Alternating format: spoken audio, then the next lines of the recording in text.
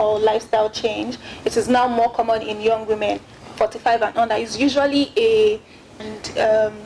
in younger women, the breast tissues are more compact, they are more firm, so it's harder to detect through tests. Okay. So, moving on, what are the risk factors for breast cancer? Some risk factors are drinking, smoking, because excessive drinking of alcohol, Okay. excessive alcohol leads to estrogen, rise in estrogen levels, and too much estrogen hormones causes breast cancer, because that's what causes the tissues in the breast to multiply rapidly. So drinking, smoking, people that had their first menstruation earlier than other people, like normal, because your first menstruation is supposed to be about 11, 12. Some people start menstruating as early as 9, 10. Most of these people are more predisposed to having breast cancer.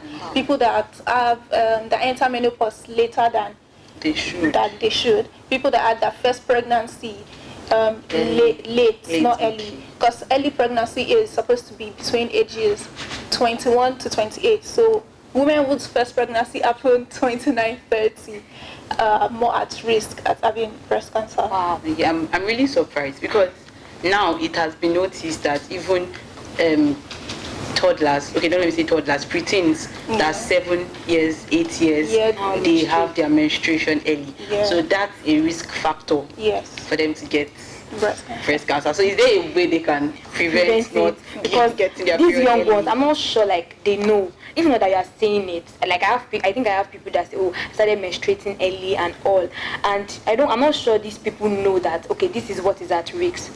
Yeah, menstruating early is in itself, it's not a problem. It's just something that you can't stop. You know, it could be genetic factors that, in their own family they menstruate early. There's nothing you can do to stop menstruation from coming. It's just when you notice that a child has had her menstruation early, as she's growing older, you tell her to be cautious and go for tests so as to detect it early or stop it while it's growing. No, okay. So speaking about, you said genetics, yeah? So can breast cancer be inherited? Yes, it's one of the risk factors. Breast cancer is something, it's in younger women, breast cancer is a cause of mutation, genetic mutation in the breast hormones, the BRCA1 gene. That's when the tissues become corrupted, they mutate rapidly, the change in the gene construction changes. So it can be inherited because it is from parent to child. The DNA, the conscription is inside. So when the women in the family have been pre-diagnosed, it's something that they tell their children to look out for, go to the hospital so they can prevent it and cut it. I just want to know, I'm curious because I think I've heard, my naive self, I've heard people saying, oh, probably it's because you don't take care of your underwears, you don't wash your bra, you wear bra for a week without washing, blah blah blah, that is what causes breast cancer. Because you're saying now that it can be inherited, that means that somebody can still be very neat with taking wearing neat bras, and if probably they have a family member or it's genetic, like you said, it's possible that she can have breast cancer, right? I saw online that because that's what it is. When breast cancer started becoming more popular, there was this stuff that was going around that you should not be wearing bra for too long, you should not be wearing iron bra, and I saw it online. I saw it online that it's a misconception. Yes. So I want you to clear that misconception, because that's the idea a lot of people have. So breast cancer has a lot of myths because it's something that just started getting popularity.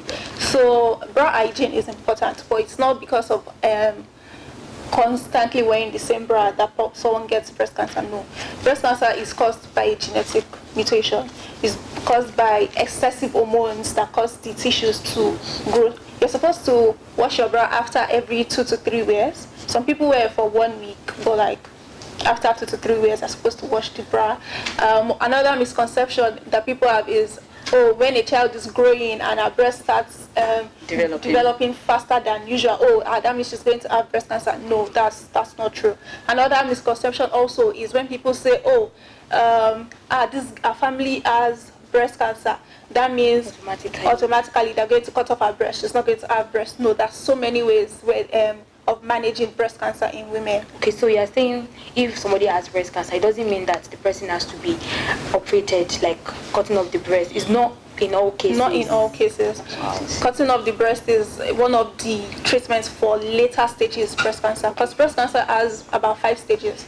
The first stage, being stage 0, is when there's just a lump. It's not painful, it's not movable, but it's just a lump. It's just noticeable and you can feel it. Then the first and second stage, they group them together, is when it is breast cancer, but it's still in its early stage. It's just starting to form, so you can catch it quickly. You can either remove the lump, or you start with medications that kill the abnormal cells in it. And then stage 3 and 4 is now the critical stage, where they might have to cut either parts or all of the breast. It's not immediately or in all cancers that they cut the breast completely. There is partial mastectomy. That's where they remove just half of the infected breast tissue, or complete, where they remove all of it. And then there is lumpectomy too, where they remove just the lump. They just remove the lump. Okay, I was about asking that, like, just removing is the lump always painful? Like, no, it's not painful. It's just movable. It's movable. It's hard. It's irregular in shape, but it's not painful. Most of these, unless it's strained, you won't really notice it. Unless you've had a stressful day and you're taking off your bra and you're like, what's this? Yes, and then they'll tell you, okay, check your breast to see if there's any change. It's not really painful like that. Okay, so moving to the prevention. So what lifestyle can help to manage and change breast cancer? So lifestyle changes, I would personally recommend exercise, because nowadays we live a sedentary lifestyle where you go to the office or you go to the shop and you just sit until someone comes and you stand for a little. So daily exercise, maybe a 30 minutes walk at the end of your day, and it helps to keep your body moving and keeps your whole system refreshed. Also, diet changes, eat more of vegetables, more of fruits, no excessive junk, because a lot of chemicals in it affect the body also. I would also say one of the lifestyle change someone can make is cut off alcohol. If you can't cut it off, at least reduce it, because alcohol really helps, it really skyrockets the production of estrogen, which is harmful. So cut off alcohol, no smoking, secondary smoking, primary smoking. It's also very bad for the health. Okay. So thank you very much, Maiwa. It's really enlightening, and I just like how the conversation is going. So speaking about prevention, our diets and nutrition, is there anything we need to do to help prevent risk in breast cancer when we're looking at our diets and nutrition, what we eat? Yeah, more of probiotics would help. Fermented foods, ogi, iru, it really helps to balance the system, because a lot of I think the people with better diets in the world right now are the Asians, because of their fermented foods, because of the probiotics in them. It helps to cleanse the system straight. So if you notice also, when women give birth, they tell them to take ogi. It helps in clearing the system. So a lot of fermented foods, iru, ogi, I don't know any other fermented. Some people take kombucha in place of alcohol. Kombucha, what's that?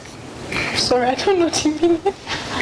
It's a drink. It's a fermented drink. It's made with fruits, different fruits. I really don't know how it's prepared.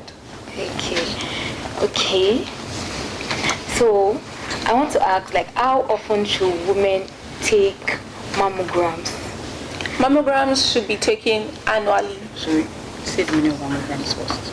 Okay, a mammogram is an ultrasound test specifically for the breast, because the breast is a mammal organ. So mammogram, the test, an ultrasound for the breast tissues to clearly see the tissues of the breast.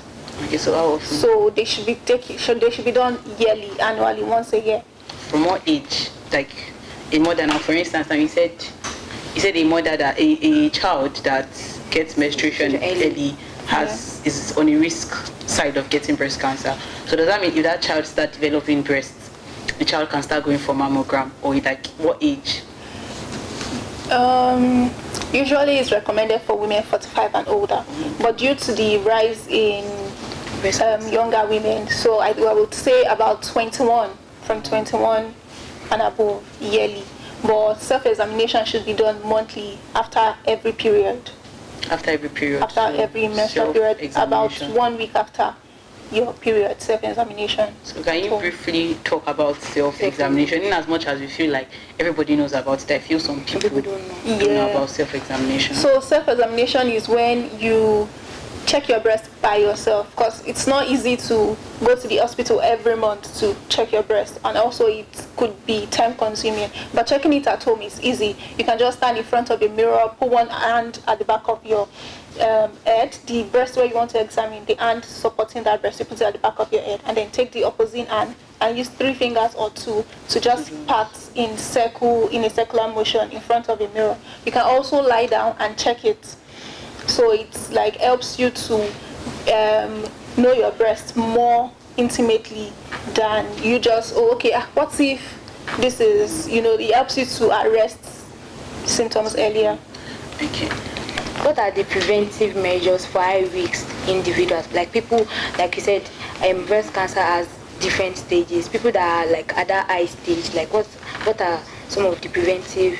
Okay, so people with high risk, those are people that, their family members, it's a history in their family, breast cancer. It is exercise, the former preventive measure, exercise, food, but also medical intervention. They have to go to the hospital to be sure that they don't have it yet. Like Jennifer Lopez, sorry, not Jennifer Lopez, Angelina Jolie, she has history of breast cancer, and as she was growing, she noticed and went to the hospital and got it treated. So people like that, they are expected to go to the hospital so as to arrest it immediately. They can do hormone therapy, they can do surgery to make sure that it doesn't become too big of an issue when for people who don't know at all, people who don't know, like their family they don't even know. No, it might be I don't want to it's not everybody that is learned. The way we are saying it, I feel like it's because we know. Like I, for instance, like I have somebody in my family that had it, like she's late now, so, and we are very, very careful about it because we know. What of people who don't know that they have, though they've had somebody in their family that had breast cancer, but they don't know that it's possible for somebody, it might even be the 5th generation. So how do we help such people? By encouraging them to go for annual tests. You just have to encourage them to constantly go to the hospital, because a lot of people believe, when I go to the hospital, and that's when they will tell me. If I don't go, I don't have it. It's when I go, they will tell me, I have it. So you don't even want to go out. So that's more harmful. It's better to go, because when you detect it early, your chances of survival rises by like maybe 50%. Wow. The early detection is really critical in cancer cases. So for people like that, you just encourage them, even if they don't have family history, even if they have family history, you tell them, please just go, just check, or do self-examination at home, know your breast, so you can detect changes faster and call for help. Okay, so is it true that like there's no really cure for breast cancer? Like everybody that has breast cancer, at the long run, they're going to die? Oh no, not at all. That's one of the myths. There are actors and actresses and popular people that have had and have come out to talk about their story with breast cancer, and they are still very much alive and thriving. Okay, thank you. Yeah, thank you. So we'll be moving straight to the support system. Even for those living with breast cancer, how do you feel like they can be supported? Because there's a way Nigerians tend to stigmatize people having some disease that's not even communicable. So how can we support people living with breast cancer and even survivors? So the best approach would be communities. We have to educate and talk about it. Breast cancer, it's not a hush deal. It's something that affects everybody. So we have to talk about it, we have to communicate, we have to let them know that it's not a death sentence, not at all. It's something that can be treated, and you can have a better standard of living than people that don't even have it. So it's not something that should be victimized. It's something that with more light and education, honestly, it's really not a big deal as it seems. Also support groups, having a group where people, survivors can talk about their feelings and their experiences in it. Okay, what about awareness? Do you think the government is doing enough about awareness? And how can we also improve this awareness? In Nigeria? In Nigeria, there are several NGOs that, help with breast cancer awareness. So like OCI Foundation is one, but there's also Breast Cancer Association of Nigeria, where it's for people that have been diagnosed, people that are surviving. There's also a Project Pink Blue. There's different NGOs that help with education and testing for awareness and discussions. They also help people that need surgery. They help people with better standard of living, connect them with the best doctors and best treatment plans. Yeah.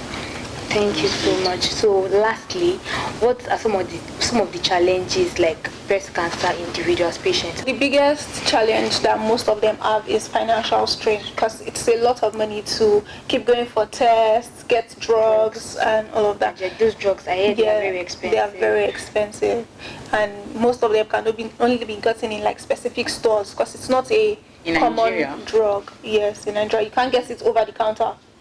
So the drugs are quite, so that means you have to go for a test, you have to get the doctor's prescription to get it. So the biggest audio is financial strain, but there's also social isolation, where they don't feel good enough to come outside to talk about it because of the stigma around it. There is also the emotional distress because of the pain, the treatment, the fatigue that comes with treatment, also the hair loss. It's a lot of things, and like family members and society members can help with not stigmatizing them and giving them the support they need. So before you go, I'd like you to say a few words to those that are survivors of breast cancer. So to every breast cancer survivor, I just want to say you are strong, you are seen, and this is your month where, we're creating awareness for you. You are not alone, and the Lord will help you in this journey. Amen. Thank you so much, Mayowa. Thank you for having me. Today has been an enlightening. When I say Corper'S Forum is educating, and this is educating, like I've learned a lot. I really want to appreciate you. Thank you for coming in and talking about breast cancer.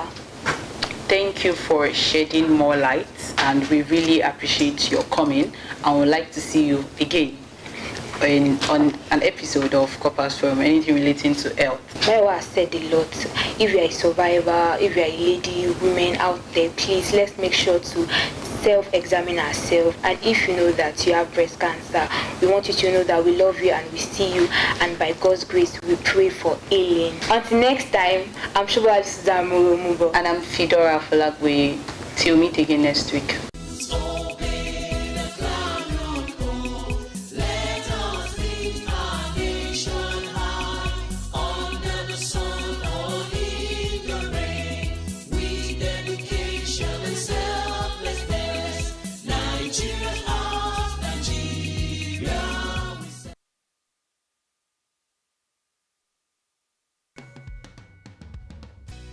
Welcome to another episode of Converse in an Apron. I am your host, Roseanne. I'm Pei. And I'm Fumilayo. So today I'm fixing up the ingredients for this dish. So I have my protein here and stockfish. 3 different kinds of breakfast today, 3 in 1. So me, I'm going to be making my favorite go-to breakfast that I can eat every day. That's the last thing. Okra pepper soup is ready. Chef,